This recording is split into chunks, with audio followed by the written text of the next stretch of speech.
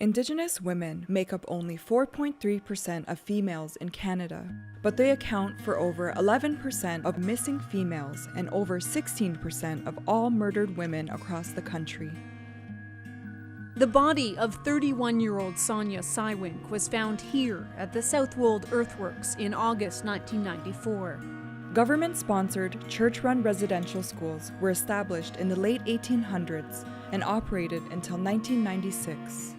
Over 150,000 Indigenous children were forcibly removed from their homes. They were forbidden to speak their languages and practice their culture.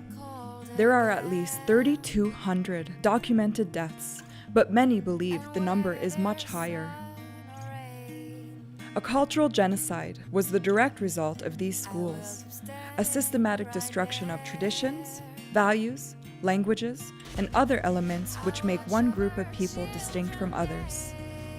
You said that you wanted to take the Indian out of the child, a famous quote. We see that they have failed.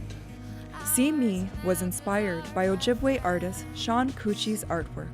I've always wanted to have a show. I've always wanted to show people my ideas and my thoughts, but I never thought it'd end up being a part of this, to be doing painting and drawing First Nations ideas and show how First Nations people can be so beautiful and resilient. I'm so happy to be a part of it.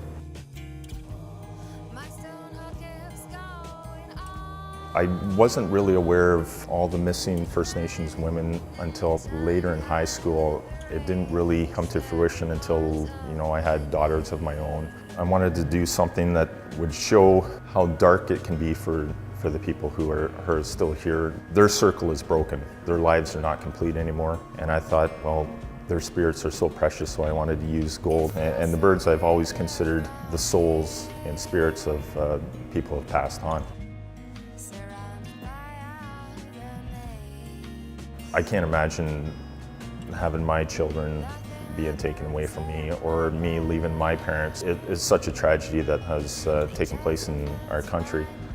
The wolf represents how the First Nations people were treated like the wolves. Their lands were taken away, they were hunted to almost extinction. I used the wolf turning into little birds, representing the little children that have gone on and didn't come back from the schools. I have the images of the residential school upside down because their world was torn upside down. I imagine that coming from that school, they would feel that a piece of them had been taken. So I had an image of a wolf with one leg amputated, but they are still First Nations. It's just pieces of them have been taken away. Even though it might be sad and heart-wrenching, knowing that the First Nation spirit is so strong, they can rise above everything.